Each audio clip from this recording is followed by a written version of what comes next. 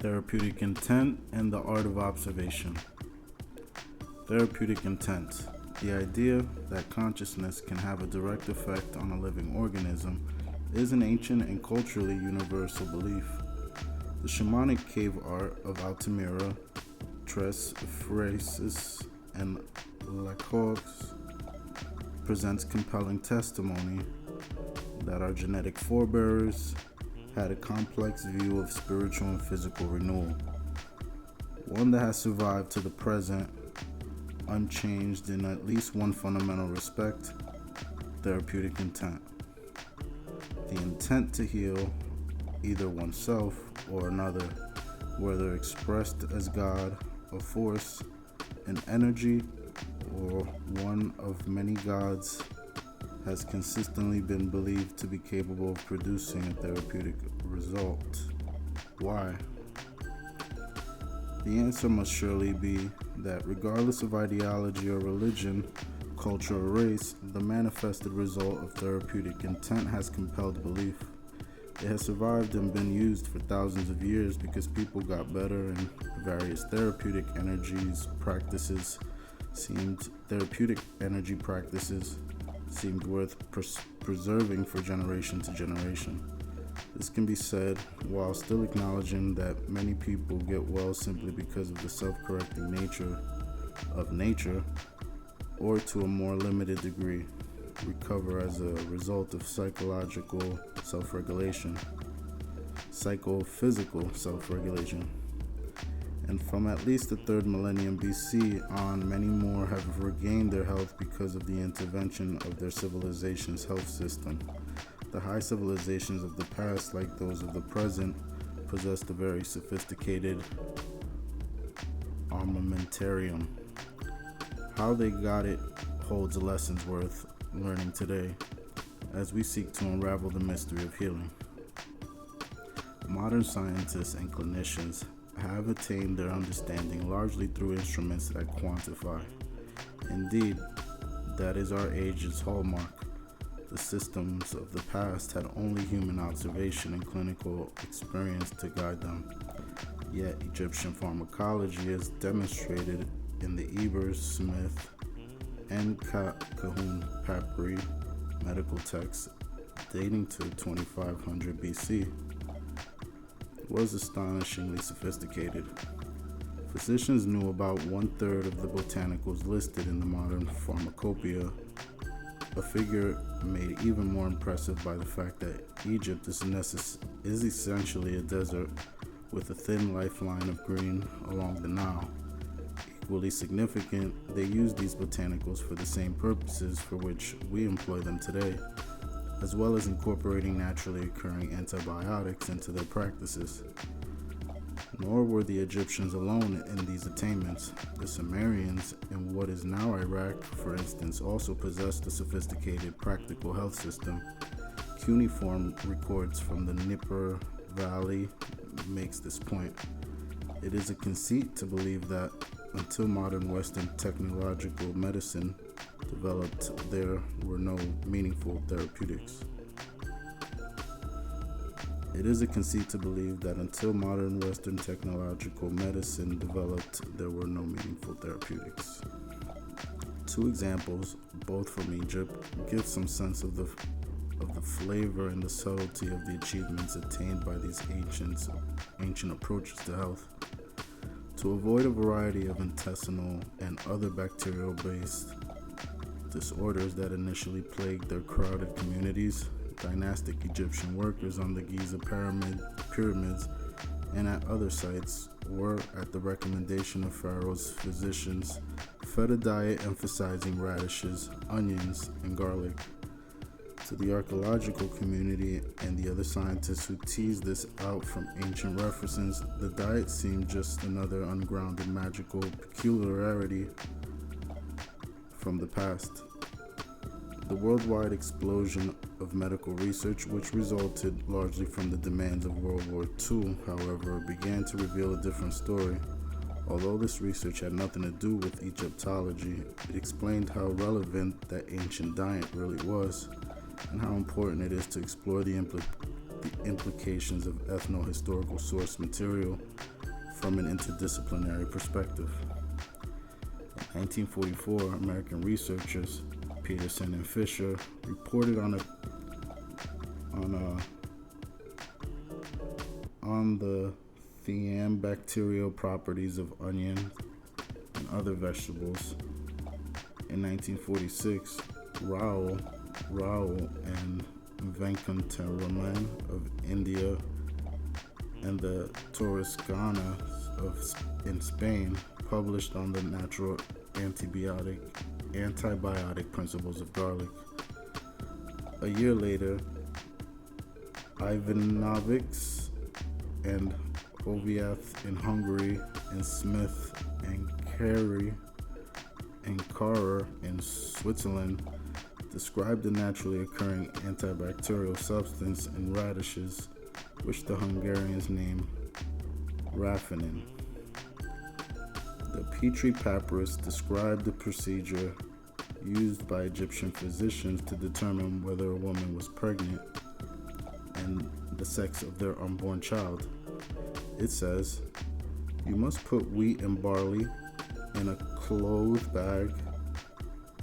bag. The woman is to urinate on it daily. If both germinate, she will bear.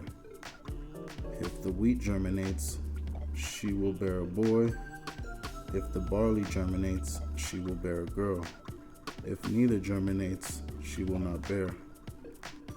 At a casual estimation, this seems windy nonsense of a piece with the complex incantations it accompanies.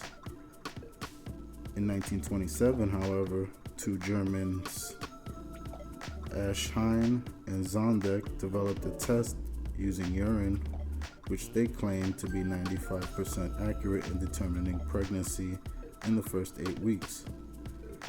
In 1933, another German, Menger, demonstrated that the urine of pregnant women who gave birth to boys accelerated the growth of wheat. Those who gave birth to girls had urine that accelerated the growth of barley. As these two examples illustrate the truth is that when these early Egyptian medical manuscripts were first translated, the scientific community, including the medical specialists who looked at them, was not sufficiently advanced in their own understanding to evaluate what it was reading. A failure which has heavily colored the modern appraisal down to the present. More fundamentally, in this context, it suggests two things about therapeutic intent and the importance of careful observation in unraveling how healing energy works. First, the idea of therapeutic intent was not a sad last resort forced on a people who had no other options but to give themselves over to magic and illusory gods. And second, that in the absence of all instruments for measuring physiological change, only an extraordinarily competent and structured technique of observation, widely shared through teaching centers and conferences, could have created these medical systems. The only modern analogy that approximates is found in homeopathy, with its laborious process of provings and repertorization.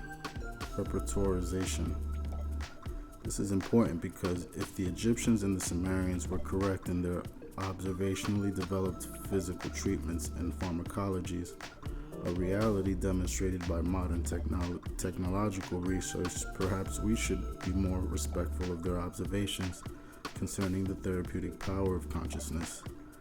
Their worldview spanned millennia, and although their beliefs in energetic relationships between the patient and practitioner and the force, in this case expressed as gods, may seem quaint to many materialists' eyes, it's hard to imagine these pragmatic observers continuing a practice that produced no results.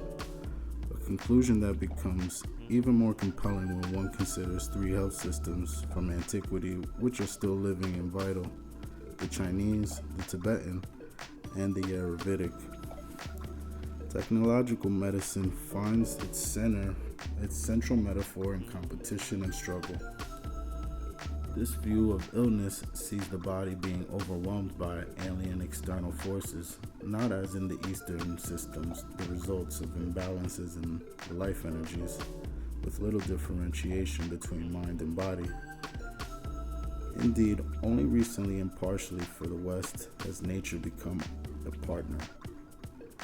The idea of energies that cannot presently be measured being a difficult leap for many to make, Western therapeutics are all developed through quantifiable measurements and quantified reactions to their administration.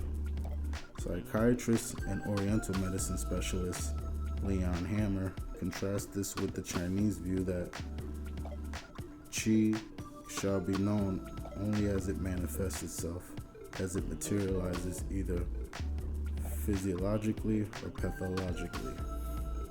Significantly, this does reflect the physicist's view concerning energy only by the measurement of its manifestation, i.e., its ability to do work. Is it known? Its ability to do work, is it known? All of the successful non-technological strategies for maintaining life has had no choice but to stress minute observation of the whole person to obtain understandings, whether pharmacological or energetic. The practitioner is the instrument. It is a worldview strongly supported by culture. The ancient great systems which have survived to the present age of instruments all are rooted in cultures where a meaningful percentage of the population trains in some kind of discipline of self-observation and self-regulation. In technological medicine, then, based in a culture which places little stress on self-regulation, who can be surprised that the one branch of health sciences, psychotherapeutics, which does stress observation, is also the one which finds the idea of energetic interactions most comfortable, either within an individual or between individuals? It should come as no surprise that a very significant proportion, perhaps an absolute majority of this in the health profession who are interested in energy medicines come from this same psychotherapeutic community. This is clearly reflected in the membership of ICM, dating at least to Freud's libido discussion in The Anxiety Neurosis, in which he proposes an energy whose effective activity in the unconscious produces changes in an individual's mental and physical well-being. The idea of energy has been an overt part of the referred literature, and within the psychotherapeutic field, perhaps only those of a mechanistic behaviorist bent would not acknowledge some sense of energetic interaction between practitioner and patient. The reductionist view, correctly from its bias, sees only diseased organs, dysfunctional systems, and discreteness. The therapist is a warrior in this scenario, trained to do battle. Western health professionals practicing modern technological medicine pride themselves. It is a core tenet of their literature on making sure that the administering practitioner not be part of the healing process. Given such a view, it would be surprising if considerations concerning energetic interactions were to receive much attention. It's by nature. Technological medicine stresses a theory of illness and eschews an overall theory of health, let alone a sense of a network of life in which each individual organism resides like a cell in a body. Yet, all three of the Eastern medical systems see exactly that. Instead of organs, the Eastern system sees the entire person. Instead of discreteness, they see a complex of energetic interconnectedness between practitioner, patient, and the life network. Instead of warriors in battle, they are handmaidens assisting a return to balance. Their own life energies are inextricably intertwined with those of their patients, and their emphasis is on prevention and a theory of health. We in the West are at the threshold of understanding these interactions, just beginning to develop protocols for double-blind qualification and only a little ways further towards understanding the physiological effects. It would be a grotesque mistake to abandon the intellectual gains made through our technologies, or to discard the scientific method which provides the mechanism for our insights. However, it does not follow that because our house is in the brightly lighted now, that we are the only consequential residents in history's human village. If many observers over many thousands of years from many different cultures have reported these energetic interactions and demonstrated their therapeutic usefulness, perhaps our contribution, as with the barley and the wheat of the Petrie papyrus, is to discover exactly what is happening and how to optimize its effects. As we begin a new society and a new journal, we will prosper no less than the ancients by following the lead suggested by close observation, providing we do so without a cherished outcome. The skills and attainments of reductionist technology, combined with the observational insights of a holy vision, which has proven itself across time, can produce a synergy whose gifts must be greater than those achieved by either worldview alone.